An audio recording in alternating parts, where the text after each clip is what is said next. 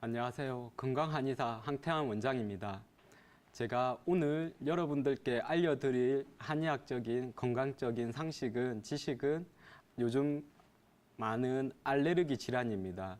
저는 조금 더 이제 아이들을 전문으로 보니까 성인 알레르기보다는 우리 아이들이 성인 만성 알레르기 질환으로 진행하지 않기 위해서 의학적인 지식과 그리고 어떻게 하면 어떤 부분들이 아이의 이런 어렸을 때 알레르기 질환들이 만성으로 진행될 수 있는지, 어떤 부분이 해가 될 수 있는지, 그 중에서 가장 대표적인 건 항생제인데요. 이와 관련된 얘기를 오늘 여러분들께 알려드리려고 합니다. 제목 그래도 제목 그대로 알레르기 질환과 항생제. 알레르기 질환은 체질입니다. 무슨 얘기냐고 하면 저희가 이렇게 체질 얘기를 많이 하죠. 사상 체질, 아니면 팔 체질, 여러 가지 체질을 나누는 관점에 따라서 체질을 보는 관점은 수십, 수백 가지가 될 수 있는데요. 그와 똑같이 알레르기라는 것도 이렇게 질환명이 아니라 체질명으로 이해하시면 쉽습니다. 쉽게 표현하면 제가 이제 아니면 어떤 사람이 있는데 그 사람이 알레르기 체질이다. 단지 그 체질적인 알레르기 체질이 있는데 그게 코로 발현이 되면 비염으로 드러나는 거고요. 내가 알레르기 체질인데 그게 기관지로 발현이 되면 천식으로 질환이 드러나는 것입니다. 그리고 마찬가지 내가 알레르기 체질인데 피부로 드러나면 아토피라든지 두드러기 이런 질환으로 드러나는 것이고요. 또 하나는 눈으로 알레르기 체질인데 눈으로 드러나면 알레르기 결막염이라는 질환으로서 발현이 되는 것입니다. 그러니까 이제 내가 가진 뿌리 체질이 알레르기인데 어디 장기나 부위로 발현되느냐에 따라서 단지 질환명이 달라지는 것이지 그 뿌리는 같다고 보시면 됩니다. 그래서 서울대학교 병원에서 제공하는 의학 정보가 있습니다. 이제 네이버에 검색하시면 질환명이나 이렇게 네이버와 서울대 병원에서 이렇게 협약을 맺어서 서울대 병원 있는데요. 거기에서 천식이란 질환에 대해서 서울대 병원에서 제공하는 의학 정보에 천식은 이렇게 타고난 유전적 요인과 이런 외부의 환경적 요인이 상호 복합적으로 작용하여 드러나는 대표적인 알레르기 질환이다라고 이렇게 적혀져 있습니다. 말 그대로 유전적 요인이라고 하면 조금 전에 제가 계속 얘기했었던 이제 부모님한테 물려받은 체질적인 소인을 말하는 것이고요. 거기다가 이제 환경적 요인이라고 하면 요즘 이제 외부에 있는 환경 오염이라든지 아니면 먹는 음식들 이런 내 몸 바깥에 있는 상황들이 이렇게 같이 교차 작용하는 것이라고 상호 복합적으로 작용하는 것이라고 보시면 됩니다. 저기 있는 알레르기 행진이라고 해서 첫 번째 보시면 아토피 소인, 결국 소인이라는 게 저희가 말하는 타고난 이런 체질적인 부분입니다. 그러니까 이제 그 아이가 부모님에게 이런 알레르기, 아토피 소인을 물려받았었는데 이게 커가면서 처음에는 이제 약간 오타가 있는데요. 위장염, 그리고 영아섭진이 곧 아토피라고 보시면 됩니다. 아토피 태열. 그러니까 이제 어린 돌전 아기가 이렇게 영아습진 형태로 나타나고요. 그런 부분이 이제 계속 더 진행이 되면서 이제 모세기관지염을 반복적으로 한다든지 그러면서 이제 어린 아이가 계속 천식과 같은 기관지염 증상들을 하고요. 그러면서 조금 더 커가면서 이런 부분들이 개선이 되지 않고 계속 이제 만성 알레르기 질환의 이런 코스를 밟으면 천식, 비염, 그런 식으로 결국 제일 마지막 저기 보시면 한 번씩 무증상이라고 이렇게 양갈래길에서 무증상이라고 이렇게 샛길로 빠지는 경우가 있습니다. 그게 흔히 말하는 체질이 개선되면서 그전에는 이런 알레르기 체질이 있더라도 다행히 체질이 개선되어서 이제 증상 없이 이제 호전되는 경우고요. 반대로 그렇지 않고 계속 이렇게 파란색을 따라서 이어서 가며 결국 이제 성인 만성 알레르기 질환이 된다고 보시면 됩니다. 그 마지막 막차가 보시면 저기 만 15세 기점인데요. 그게 결국 요즘 말하는 이제 사춘기가 종결되는 시점입니다. 이제 여자아이들은 조금 더 빨리 오겠죠. 예, 만으로 한 12세에서 한 14세 사이일 거고 남자아이는 그거보다 좀 한 2년 정도 늦는 만 15세에서 16세. 결국 이제 사춘기가 종료될 시점에서도 그 체질이 바뀌지 않으면 안타깝게 그 아이는 이제 만성 성인형 이런 알레르기 질환, 만성 비염이든 만성 천식이든 만성 아토피든 이런 만성 알레르기 질환으로 진행된다 그 뜻입니다. 그래서 이런 알레르기 아토피 소인 체질을 가지고 있는 아이가 이런 알레르기 질환들을 하나하나 거치면서 간다고 해서 알레르기 행진이라고 하고요. 물론 모두 다 저걸 다 밟지는 않습니다. 그러니까 뭐 아토피 알레르기 체질이 있다고 해서 다 하나하나 밟는 건 아니고요. 네, 저 중에서 나타나는 질환도 있고 안 나타나는 질환도 있는데 결국에는 제가 앞에서 먼저 크게 얘기했었던 체질적인 부분이 어디 부위로 발현되느냐에 따라서 하나의 증상으로 뭐 비염이면 비염, 아토피면 아토피, 뭐 천식이면 천식 하나의 질환으로만 발현되는 경우가 있고 아니면 두 가지, 세 가지 이렇게 모든 알레르기 질환들을 다 이제 그거는 아이들마다 조금씩 양상이 틀립니다. 그래서 제가 첫 번째 얘기했었던 결국에는 알레르기 질환들이 체인 소질이 있더라도 성인 만성으로 진행되지 않기 위한 가정이라고 보시면 되고요. 그러면 알레르기 치료의 기본은 결국 체질 개선하는 게 가장 우선적인 부분입니다. 외부의 이제 환경적인 요인, 이제 그걸 회피요법이란 회피요법, 그러니까 피한다는 그 뜻인데요.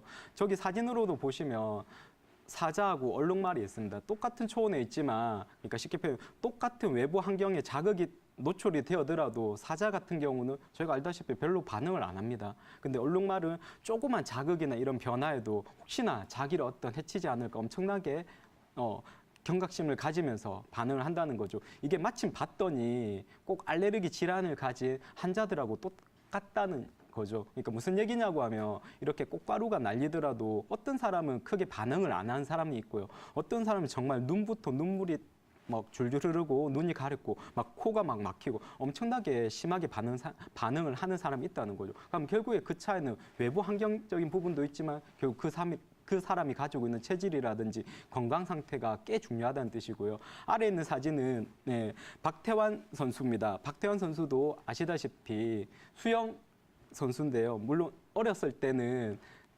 되게 천식으로 고생을 많이 한 것으로 알고 있습니다. 그래서 이제 그 부모님께서 아이가 천식으로 고생하지 않기 위해서 운동을 시킨 건데요. 당연히 지금 너무 건강해서 뭐 전 세계에서 가장 건강한 사람이 됐는데 물론 지금은 아마 제가 박태환 선수를 진료보지 않았지만 이제 천식으로부터는 거의 벗어났다고 그러니까 제가 말하는 체질이 뭐 개선되어서 거의 완치가 되었다고 해도 무방할 것 같습니다. 그러니까 어떻게 이제 알레르기 질환을 치료해야 될 그 관점을 본 것 같습니다. 그러니까 이렇게 건강 관리를 잘하고 체질을 개선시켜서 근본적인 치료를 할지 아니면 계속 이렇게 온실 속의 하초처럼 어떤 게 해가 되니까 계속 조심하면서 항상 그 부분을 조심하면서 살지. 그러니까 조금 더 한방적인 치료는 전자. 그러니까 체질을 개선하면서 우리의 건강 관리를 잘해서 근본적으로 이겨낼 수 있게끔 하는 게 결국 알레르기 질환의 근본적인 치료와 관리 방법입니다. 그러면 그 알레르기 질환의 이런 체질적인 부분들은 쉽게 바뀔 수 있는 건 아닙니다. 그렇기 때문에 대신에 반대로 어떤 해가 될 부분에 노출이 되어가지고 안 좋은 체질로 악화된다든지 아니면 없던 체질이 생길 수도 있는데요. 그 중에 하나를 꼽으라면 항생제입니다. 그래서 모든 알레르기 질환, 비염이든 천식이든 아토피든 항상 예방법이라든지 이런 관리 방법 중에 하나가 항생제, 불필요한 항생제 사용을 피하기입니다. 저기는 지금 이제 진화라고 해서 세계 천식기구, 가장 이제 천식에 관한 세계 가장 권위 있는 기구인데요. 거기서 이제 천식을 예방하는 방법으로서 몇몇 가지 이제 예방 방법들을 제시했는데 그 중에 하나가 돌전 아이한테 가급적이면 항생제 사용을 피하라고 되어 있습니다. 왜 그러냐고 하면 항생제는 우리 몸속에서 면역력과 관련되는 가장 중요한 장기에 있는 장내 유익한 균들의 세균들에 많이 무리를 주면서 이렇게 우리 몸의 면역력을 확 이렇게 바꿔놓을 수 있습니다.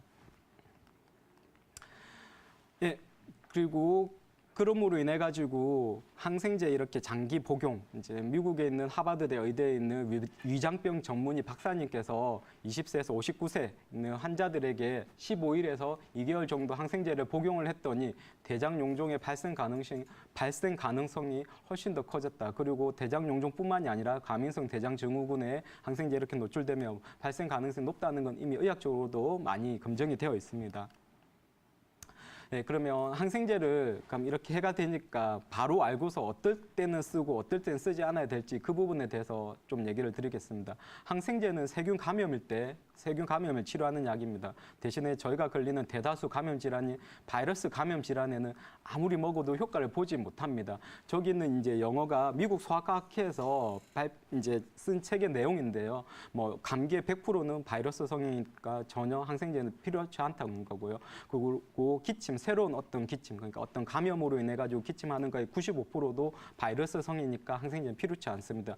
열이 나는 95% 원인도 바이러스 성이라는 뜻이고요. 그리고 이제 목감기, 뭐 인두염이든 편도염의 80%도 바이러스 성이니까 항생제는 필요한 확률은 거의 없습니다. 그리고 어린 아이들 같은 경우에 폐렴의 90%도 바이러스 성이기 때문에 막상 폐렴에 항생제를 써야 될 확률은 그렇게 생각보다 많지는 않습니다. 그리고 구토라든지 설사 이런 감염으로 인해서 생기는 위장염의 99%는 바이러스 성이라고 되어 있습니다.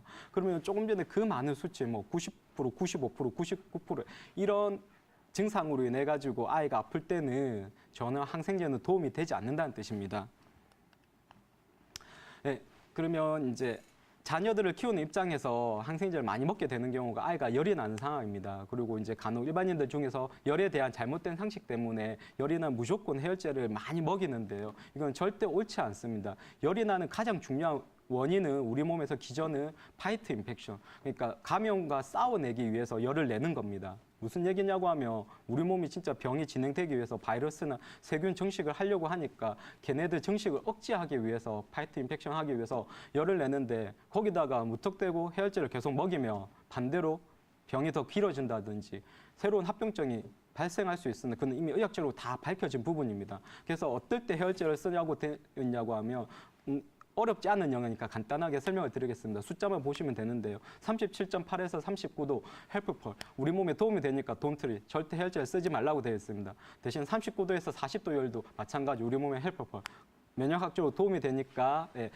되는데 단 하나 디스컴포트, 아이가 많이 불편해하면 해열제를 쓰시면 됩니다. 대신 40도, 체온계상의 숫자가 40도로 넘어가면 함리스, 우리 몸에 해는 적지만 그래도 그때는 그냥 40도 넘어가서는 해열제를 쓰시면 됩니다. 왜 그러냐고 하면 제가 좀 전에 얘기했듯이 열 자체가 절대 우리 몸에 해로운 작용이 아니라 오히려 우리 몸의 건강에 꽤 많이 도움이 되는 면역학적인 반응이고, 그리고 해열 진통제 부작용 또한 상당히 셉니다. 저기 오른쪽에 있는 부작용들이 다 해열제를 먹음으로 해서 나타나는 모든 공통적으로 나타날 수 있는 부작용들입니다. 그러면 항생제에 대해서 많이 아이들이 먹게 되는 두 질환에 대해서 간단히 설명을 드리겠습니다. 급성 중이염과 급성 축농증인데요. 급성 중이염의 경우에도 왼쪽 사진처럼 이렇게 안에 고름이 가득 차 있어서 고막이 볼록 튀어나와 있고, 고열, 그러면서 아이가 극심한 통증, 이럴 때는 당연히 해열제를 써야 됩니다. 대신에 지금 그 반대편에 있는 사진처럼 저 아이는 전혀 열도 없었었고 단지 감기 때문에 저한테 진료를 본 아이였었는데, 그리고 귀에 통증도 없었었고 단지 저런 경우에는 바이러스성 중이염의 가능성이 크기 때문에 굳이 항생제를 쓰지 않아도 치료가 됩니다. 그리고 그런 경우가 훨씬 더 절반 이상이라는 게 이미 통계적으로 많이 밝혀져 있습니다. 그러면 급성 축농증 같은 경우에는 98%는 다 바이러스성입니다. 그럼 거의 아이들을 걸리는, 아니 성인 중에서도 간혹 급성 축농증에 걸리면 98%는 바이러스성이니까 전혀 항생제는 필요치 않습니다. 저 아이도 저한테 아니면 이제 병원에서 이제 축농증이라고 항생제를 처방받고서 저희 한의원에 내원해서 제가 진료를 보고서 그 외에 다른 증상들이 없었기 때문에 항생제를 쓰지 않고도 이렇게 자연스럽게 치료가 된 아이고요. 물론 급성 축농증의 경우에도 고열이 난다든지 이와 같은 축농증 증상이 2주 이상 진행이 되면 그때는 이런 세균 감염성 축농증일 수 있으니까 그때는 항생제를 써야 되지만, 그 경우는 그렇게 많지 않은 2%에서 아무리 길게 보더라도 많게 보더라도 5%를 넘지 않습니다. 네, 그러면 이제 마무리하도록 하겠습니다. 이런 아이들의 알레르기 질환들은 단기간 몇 개월에서 뭐 1, 2년에 완치할 수 있는 질환이 아닙니다. 단지 아이들이 가지고 있는 체질들이 정말 성인 만성 체질로 만성 질환으로 진행하지 않기 위해서 체질을 개선하면서 건강 관리를 하는 게 결국 아이들의 알레르기 질환의 치료와 관리의 키포인트입니다. 그래서 간혹 어떤 분들은 우리 아이가 비염이 있으니까 아토피가 있으니까 여기서 뭐 한 몇 개월 약 먹고 치료하면 금방 완치가 되겠지 이렇게 생각하시고 한의원 오시는 경우도 있는데요. 그럼 항상 그렇게 조금 전처럼 설명을 드립니다. 지금 아이가 증상이 많이 심하기 때문에 일상적인 생활이 많이 불편하고 아이의 성장이나 건강에 해가 될 수 있는 부분들을 현재 치료를 통해서 완화시키는 게 우선적인 목표인 거고 그 치료를 통해서 계속 아이가 건강하게 체질이 개선되면서 증상들이 서서히 줄 수 있게끔 하는 거를 목표로 잡는다고 얘기 드립니다. 예, 오늘 제가 한 방송 특히 자녀가 어린아이가 지금 비염, 아토피, 천식 같은 알레르기 질환이 있다면 이렇게 단기간에 호전되기를 바라기보다는 성인이 되기 전까지 올바른 치료와 관리, 특히나 항생제에 최대한 덜 노출되어서 만성 알레르기 질환으로 고생하지 않게끔 해주시는 게 중요할 것 같습니다. 네, 감사합니다. 이상 황태환 원장이었습니다.